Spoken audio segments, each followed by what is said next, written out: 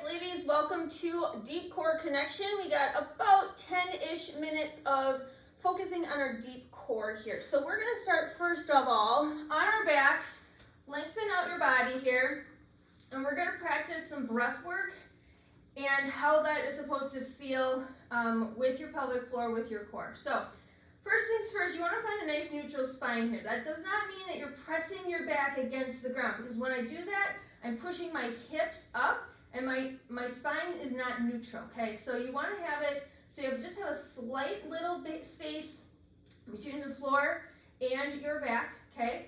I want you to take your hands, I always have them in L shapes, I'm placing them on my hip bones. So if you kind of look down, you can see if your back is pressed against the mat, if your fingers are pointed up slightly, or if you have a big arch in your back and they're pointed down. You want a nice neutral spine, so they're nice and flat as much as possible, okay? So I want you to take a couple, just a few big breaths here. And as you do that, I want you to notice where the air goes in your ribs, okay? So what I want you to think about is the air going up into your shoulders? Are your shoulders rising on your inhale? Or what we want is for your lungs to expand out to the sides and to the back. So that mat is a great way of you figuring out if that is actually, if you can actually feel that air. So big breath in. One more.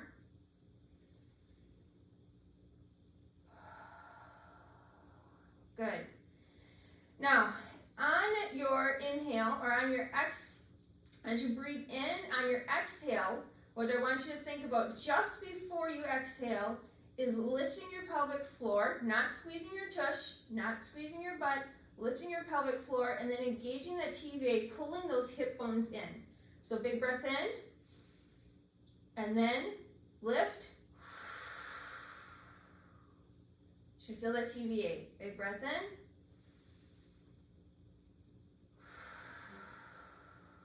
I always think of sweatpants. If I have drawstrings and I'm pulling them together, you're not bringing your belly button towards your spine. Think of your belly button going up towards your sternum, okay? All right, so we are gonna go ahead and practice with that breath, with all of that as we're doing this. All right, so I'm gonna have you, if you have a wall handy, you can use a wall to press up against. Otherwise, I'm gonna just put my hands up here and I'm gonna bring my knees up, okay? So I'm gonna move my arm down so you can see me a little bit here, or I'll leave it up. All right, so I want you to kind of have your hands on the floor here, kind of pressing against and away from your body so that your ribs stay stacked over your pelvis. And we're gonna go ahead and tap down and then bring it up.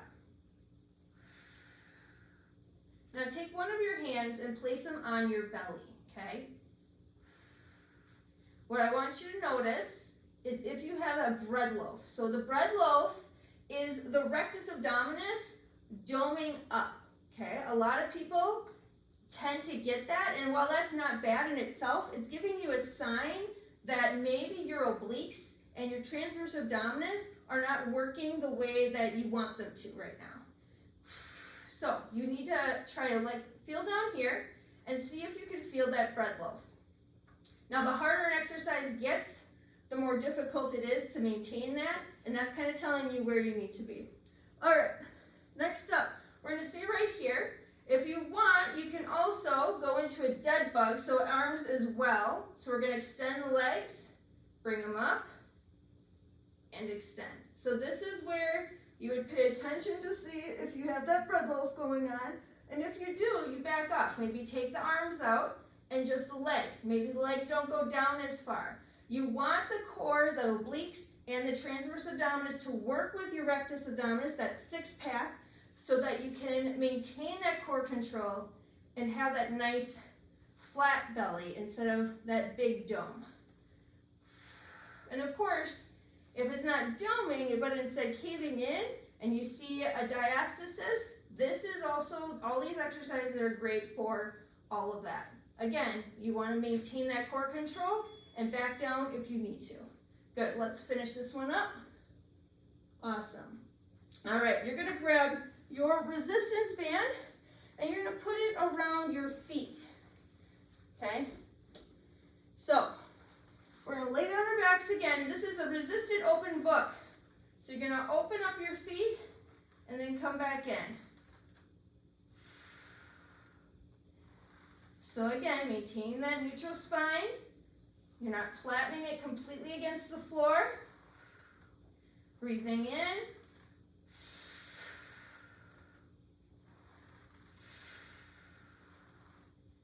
So your pelvic floor will naturally, unless it's super tight, naturally lift on your exhale.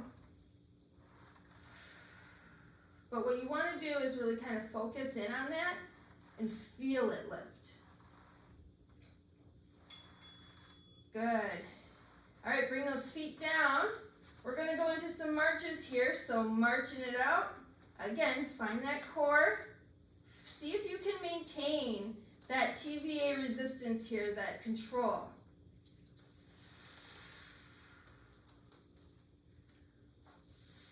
So I'm breathing out every time I lift up a foot. Good, keep going, you got about 30 seconds here. We're going to be taking that resistance band off and going to our front into a tabletop, to a bird dog. Keep that core engaged, keep control.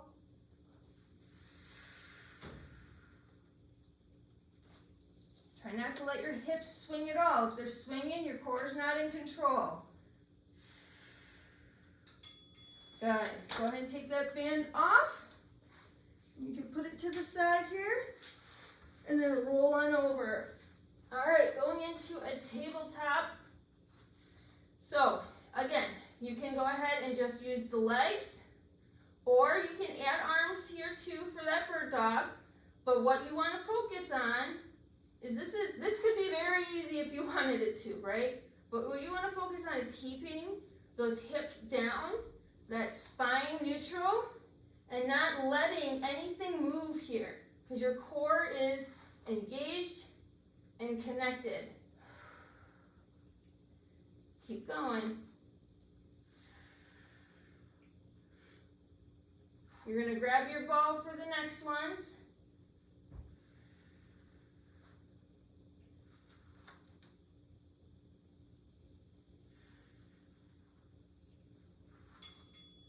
Good. All right, staying in this tabletop position, grab your ball. You're going to put your ball under one hand. You can have your other hand flat or in a fist. All right, so we're going to go ahead and lift one leg up as you're pressing down on that ball, and then bring it down. Do it again.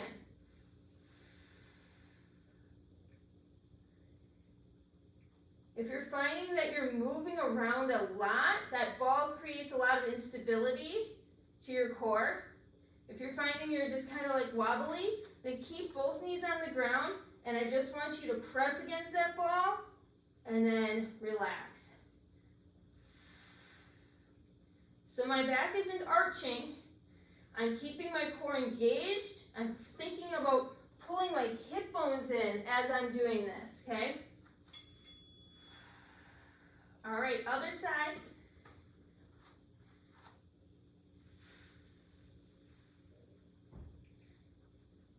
If you take the leg out of it and just do the core engagement, you may find that I've noticed that even my ball is moving quite a bit. You can see that instability. When I get my leg up, when I bring it down, it's just, you can tell that adding that leg definitely adds a little bit more to it, that's for sure. Keep going.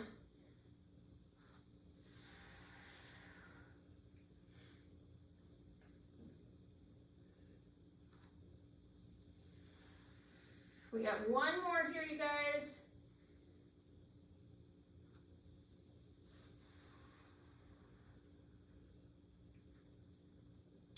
Good. Take that ball, place it in between your thighs. You can have your hands flat make sure that wrist is stacked. We're gonna bring up into a bear. So step one, if you want to just check your core control here, just keep your knees on the floor and then find that core engagement here. If you want a little bit more, take that breath in. As you exhale, lift those knees up and then lower them down. Breath in, lower it down. If you want a little bit more, breath in, exhale, and then knee tap. Just keep that both squeezed between those thighs, engage those inner thighs. That provides stability to your pelvis and to your pelvic floor. So we really focused on a lot of different things if you're right here. Otherwise, going back down, finding that breath, going throughout your lungs and everywhere else. Good. One more. And relax. There you go. All right.